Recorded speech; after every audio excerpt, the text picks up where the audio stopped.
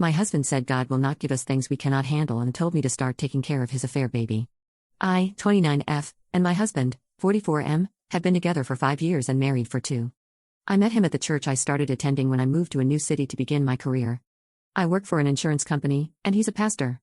I know that we have a notable age gap, but he was always kind to me and made me feel special.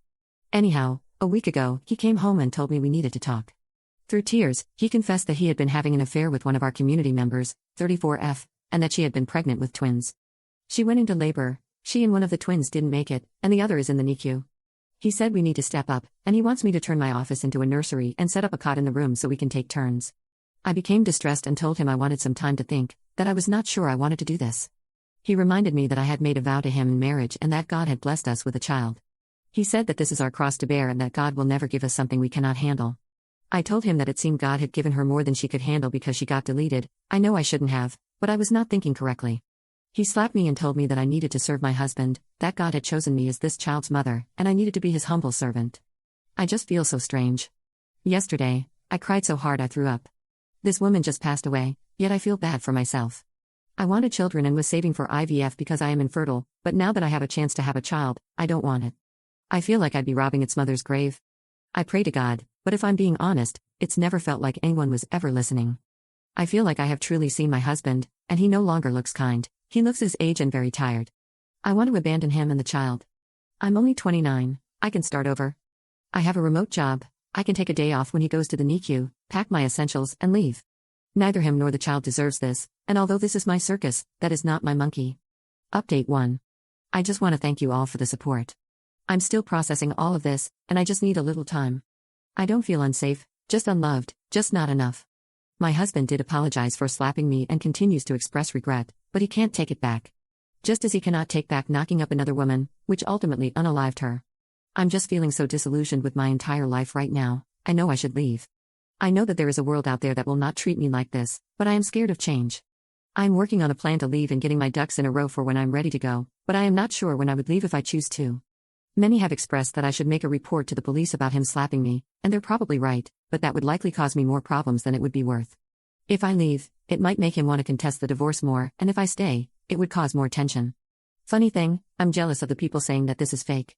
It's like I want my life to be like it was 2 weeks ago, where I could read a crazy story on the internet and think, wow, that's crazy, seems kind of fake, and keep scrolling and go about my life, but I can't scroll away in real life because that's just not how life works. I wish I could tell you I packed my bags and left, but I'm not strong enough yet. It's not that easy to do in real life, as it turns out. Update 2. I left, if that's all you wanted to know, there it is. I didn't leave right away, as I know now that I should have. It just wasn't that easy. I stayed for 2 months. I knew if I didn't at least try to make it work, I wouldn't be able to live with it. Not because I wanted to save my marriage, but because what ifs keep me up at night enough as it is. I went to marriage counseling with my husband, but it was ultimately fruitless. Of course, it was Christian counseling. I felt like their goal was for me to forgive him rather than actually trying to help me. I was so utterly alone during that time. My parents and brother are also very religious, so even though they weren't happy with my husband, they kept urging me to do what a good Christian wife would do.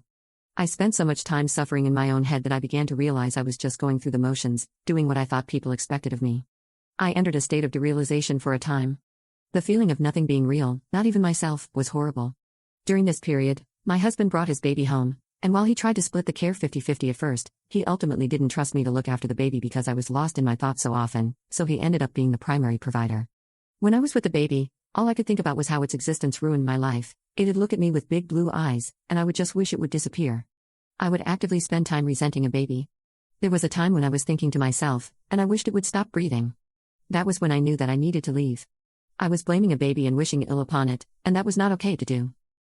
I don't remember much about this time besides that, it's mostly a blur otherwise. I sought services through my work to talk to a therapist, and I eventually came back to earth. She helped me make a plan. At no point did I fear my husband. I truly believe the slap was a one-off event. However, I don't care about him, he doesn't deserve closure.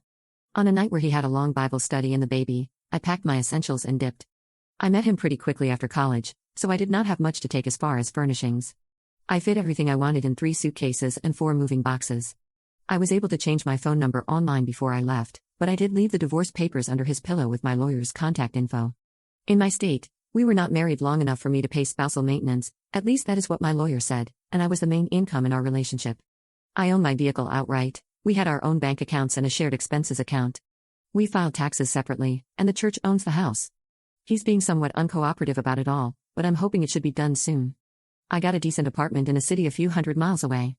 I've never lived in a city this big before, everything is so expensive, but besides that, I like it. I found a new therapist, met some new friends, and found a new church with loving people. I still have my days, but for the most part, I'm content.